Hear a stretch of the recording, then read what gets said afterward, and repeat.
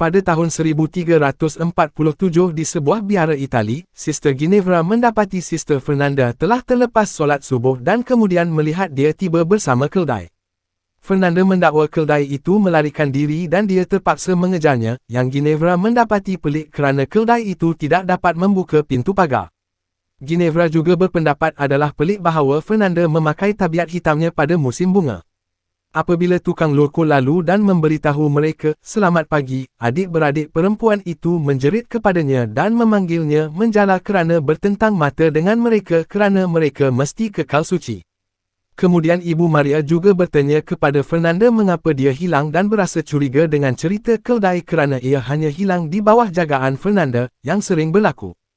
Selepas itu Maria mengatur rak dengan Ginevra, yang membawanya semua gosip tentang salah laku biarawati lain seperti makan dua bahagian, walaupun dia terganggu apabila dia melihat lukisan nakal pada buku. Sementara itu saudari Alessandra menjalani kehidupan yang sengsara. Dia tidak mahu berada di sana, tetapi bapanya memaksanya untuk menyokong gereja. Dia menghabiskan masanya dengan berdoa dan menyulam sambil berharap suatu hari nanti dia akan berjumpa dengan pasangannya semula. Terdapat sedikit hubungan dengan dunia luar dan apabila bapanya melawat, dia hampir tidak dapat melihatnya melalui naungan logam. Pada sebelah petang apabila ketiga-tiga beradik itu pergi ke jalan raya, Lorco melihat mereka berlalu dan Fernanda mula menjerit kepadanya sekali lagi kerana melihat, diikuti oleh Ginevra membaling lobak ke arahnya. Pada mulanya Alessandra terkejut, tetapi kemudian dia mula menjerit menghina dan memecahkan perkara Lorco sebagai cara untuk menangani kekecewaan dalamannya. Lorco yang malang hanya boleh berbaring di atas tanah apabila tiga gadis itu mengeluarkannya, meludahinya dan memanggilnya seorang Yahudi. Beberapa ketika kemudian, bapa Tommaso meninggalkan biara untuk menjual sulaman di bandar dan Lorco mendekatinya untuk menjelaskan dia bosan dianiaya, jadi dia berhenti. Di sebuah istana tidak jauh dari sana, Lord Bruno mendapati bahawa isterinya sedang tidur dengan hamba Masetto. Sebaik sahaja Bruno memasuki bilik, Masetto melarikan diri melalui tingkap dan berlari kembali ke kuartus hamba, di mana dia berpura-pura tidur. Bruno memutuskan untuk memotong sehelai rambut Masetto untuk mengenal pasti dia pada waktu pagi, tidak mahu membuat adegan di hadapan yang lain. Selepas Bruno pergi, Masetto menggunakan pisau yang sama untuk memotong sehelai rambut dari setiap pelayan di dalam bilik. Keesokan paginya, tiada siapa yang memahami apa yang berlaku dan Bruno tidak boleh berbuat apa-apa kecuali memberitahu semua orang untuk mendapatkan potongan rambut yang betul. Beberapa ketika kemudian, isteri Bruno mendekati Masetto, ingin meneruskan hubungan mereka. Masetto cuba mengabaikannya, tetapi dia memaksa lelaki itu untuk menciumnya. Ini dilihat oleh Bruno, yang menghantar pengawal untuk membunuh Masetto. Kerana ketakutan, hamba itu segera melarikan diri dan berjaya kehilangan pengawal dengan memasuki hutan. Berhampiran sungai dia menemui Tommaso, yang bukannya menjual sulaman itu, dia mabuk dan secara tidak sengaja menjatuhkan semua kain ke dalam air. Masetto membantunya mendapatkan beberapa perkara dan meletakkan troli itu semula, jadi Tommaso berterima kasih kepadanya dengan menawarkan tempat untuk bermalam. Pada waktu petang, mereka tinggal di pondok Tommaso dan berkongsi sedikit makanan dan minuman. Masetto juga menggunakan peluang untuk mengaku dosanya, dan Tommaso terkejut apabila mendengar tentang beberapa perbuatan nakal yang dia tidak tahu walaupun wujud. Apabila Masetto berkata dia mahu memulakan semula sebagai lelaki yang baik dan bahawa dia sedang dikejar, Tommaso mendapat idea. Keesokan harinya Tommaso membawa Masetto ke biara dan memperkenalkannya sebagai tukang baru, tetapi Masetto berpura-pura menjadi pekak. Apabila Maria bertanya tentang fabrik, Tommaso berbohong dan mengatakan dia telah dirompak. Masetto tidak lama kemudian mula bekerja dan Ginevra dan Fernanda serta-merta menyedari kehadirannya, menjadi sangat ingin tahu tentangnya. Beberapa ketika kemudian, Alessandra cuba mengajar orang baru tentang rutin biara, tetapi Fernanda terus menghalang laluan mereka dengan berpura-pura menyapu. Semasa Alessandra menuntut penjelasan, Masetto tiba untuk bekerja di dinding dan tersenyum kepada mereka. Fernanda segera panik dan mengambil kapak untuk mengancamnya, menyangka dia seorang penceroboh. Nasib baik Alessandra membawa Maria, yang menerangkan perkara sebelum ia meningkat. Selepas itu, Fernanda berseronok menjerit ke telinga Masetto yang dikatakan pekak manakala Maria memberitahu Alessandra bahawa sulaman itu telah dicuri, jadi kerja akan digandakan untuk menebusnya. Alessandra kini bekerja dengan seorang kakak tua yang pendiam, yang hanya menjadikan keseluruhan keadaan lebih menyedihkan. Dalam kekecewaannya, Alessandra secara tidak sengaja memecahkan bingkai sulamannya, jadi dia membawanya ke Maceto untuk membaikinya. Fernanda dan Ginevra memerhatinya dari jauh, memikirkan Alessandra yang mencurigakan sedang bertemu dengan seorang lelaki secara tertutup. Semasa Maceto membetulkan bingkai itu, Alessandra menggunakan peluang untuk merungut dan menangis tentang keadaannya, yang Maceto rasa menjengkelkan tetapi dia terpaksa berpura-pura tidak mendengarnya. Pada sebelah petang, sudah tiba masanya untuk pengakuan. Ginevra gugup dan memberitahu bapa Tommaso bahawa dia makan lobak dari taman tanpa berkongsi sebelum akhirnya mengaku dia mempunyai fikiran yang tidak murni. Apabila tiba giliran Fernanda, dia cuba meniru pengakuan Ginevra, jadi Tommaso terpaksa memarahinya kerana mengintip mereka dan melewatkan solat dengan alasan keldai yang sama. Bagaimanapun Fernanda menegaskan dia tidak mempunyai dosa lain. Pada malam itu, Fernanda membantu rakannya mata menyelinap ke dalam biara. Mereka mencuri wain besar-besaran dan membawanya ke bilik Alessandra, di mana mereka meyakinkannya untuk mabuk bersama. Mereka sangat seronok sehingga menjadi terlalu bising dan Ginevra datang untuk mengadu, tetapi mereka hanya menyeretnya masuk dan membuatkannya minum bersama mereka.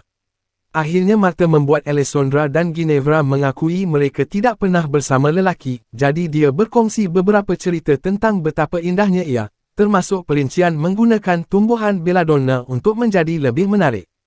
Selepas Alessandra tertidur, Fernanda dan Martha mula bercium dan cuba membawa Ginevra ke dalamnya. Ginevra membantah jadi Fernanda membawanya ke biliknya, hanya untuk menghabiskan malam bersama. Keesokan harinya, Alessandra membawa Maceto sapu tangan yang disulamnya dan menggunakannya untuk mengelap peluhnya. Dia juga membantunya berkebun, yang membuatkan dia berasa panas sehingga dia menanggalkan tudungnya. Saat menjadi tegang kemudian tiba-tiba mereka mula bercium, yang mendorong Maceto untuk menolak Alessandra ke tanah untuk melakukan perbuatan kotor. Pada ketika itu loceng mula berbunyi dan Alessandra menjadi takut, jadi dia menolak Maceto dan melarikan diri. Kemudian semasa solat, Fernanda perasan Alessandra mempunyai kotoran di bawah kukunya. Selepas itu, Ginevra dan Fernanda sedang mencuci dan Ginevra cuba membincangkan apa yang mereka lakukan malam tadi, tetapi Fernanda menutup mulutnya. Kemudian Alessandra datang untuk mencuci tudungnya, yang orang lain rasa mencurigakan kerana dia tidak pernah mencuci apa-apa. Selepas menjelaskan dia mengotorkannya dengan Maceto, dia mendengar betapa banyak kerja mencuci dan memutuskan untuk meninggalkan tudung untuk Ginevra melakukannya. Setelah Alessandra pergi, Fernanda yang cemburu pergi juga mengatakan dia akan membersihkan bilik bawah tanah.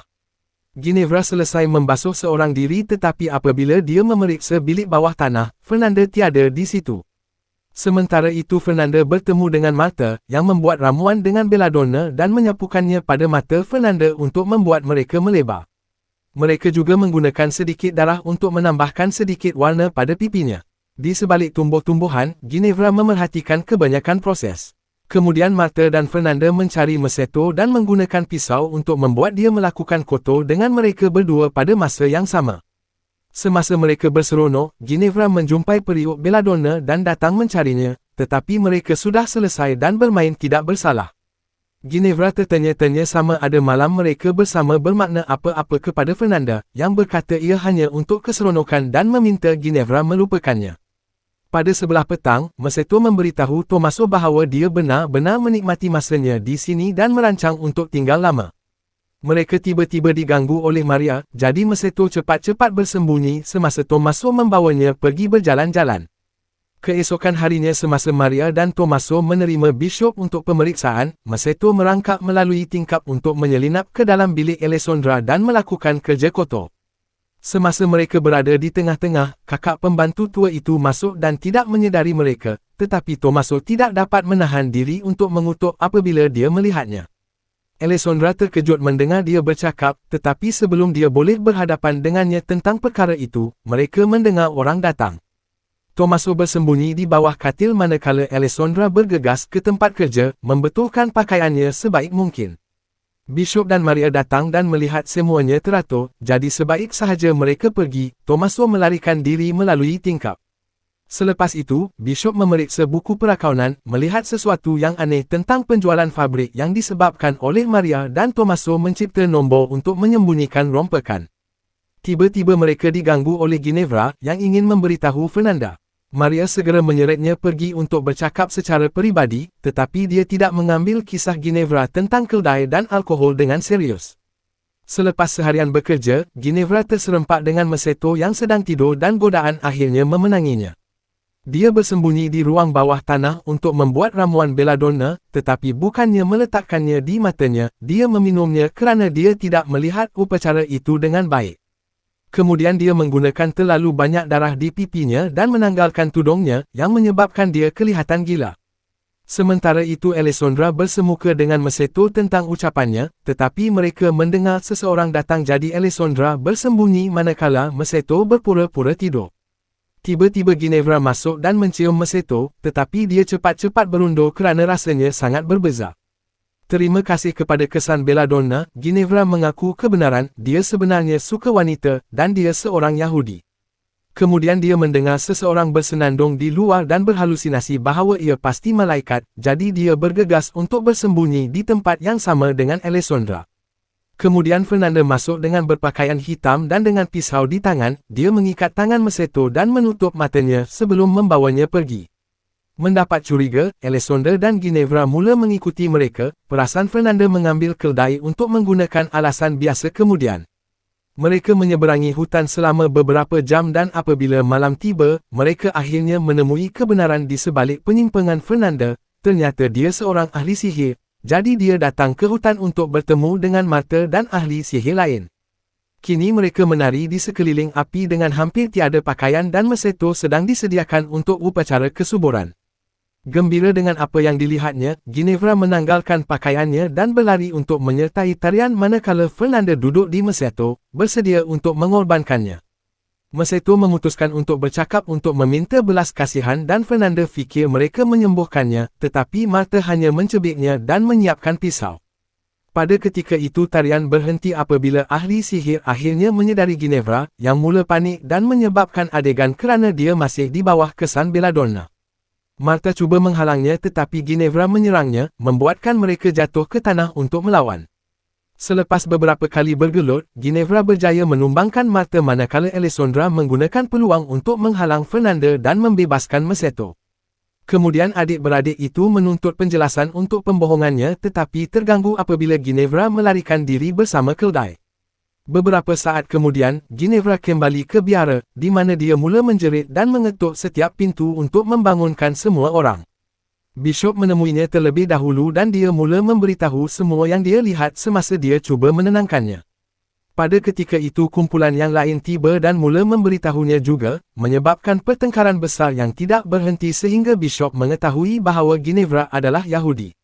Keliru dan kecewa, uskup pergi mencari Maria, yang keluar dari biliknya dengan seluar lelaki di kepalanya. Tiba-tiba Maceto mula bercakap dan semua orang terkejut, jadi Tommaso keluar dari bilik Maria untuk mengumumkan ia adalah satu keajaiban. Keesokan paginya, uskup menyenaraikan semua dosa Ginevra dan memutuskan hukumannya akan berpuasa selama setahun penuh.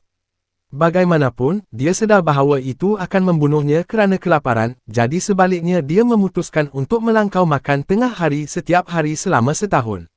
Seterusnya dia menilai Alessandra dan menunjukkan bahawa ayahnya akan kecewa, yang menyebabkan Alessandra memohon belas kasihan. Apabila tiba giliran Fernanda, dia jelas tidak peduli dan terus membulatkan matanya melihat tengkingan Bishop. Akhir sekali dia menilai Maria, yang sentiasa berkongsi pandangan dengan Tommaso semasa Bishop bercakap. Akhirnya, uskup memutuskan untuk mengambil keimamatan Tommaso dan menghantarnya ke sebuah biara. Tommaso cuba mengucapkan selamat tinggal terakhir yang tulus kepada Maria, tetapi Bishop menendangnya keluar. Tidak lama kemudian seorang imam baru datang ke biara, dan seorang lelaki yang benar-benar tua dipilih untuk mengelakkan masalah. Ini hanya menyebabkan ia menjengkelkan kerana tangannya bergetar semasa perjamuan. Bishop juga memastikan akhirnya membaptiskan Ginevra.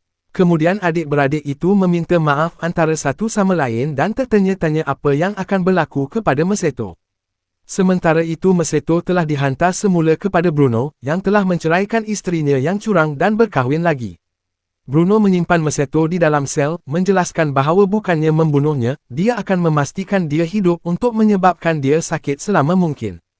Selepas Bruno pergi, Maceto cuba meyakinkan pengawal untuk membebaskannya, tetapi mereka hanya mentertawakannya. Tiba-tiba, seorang misteri meninggalkan kura-kura dengan lilin di tempurungnya berhampiran pintu. Pengawal itu sangat terpesona dengannya sehingga mereka mula mengikutinya, dan apabila mereka tidak kelihatan, adik-beradik itu datang untuk membebaskan Masato. Meninggalkan anak patung di dalam sel sebagai pertukaran, mereka juga memberinya pisau dan tabiatnya sendiri supaya dia boleh berpakaian dan bersembunyi bersama mereka di biara. Apabila pengawal kembali, mereka tidak perasan banduan itu adalah anak patung. Kemudian kumpulan itu berlari melalui hutan dan melihat keldai biara di atas jambatan. Ternyata Maria menggunakan rancangan keldai Fernanda untuk bertemu Tommaso secara rahsia, berkongsi ciuman di bawah cahaya bulan.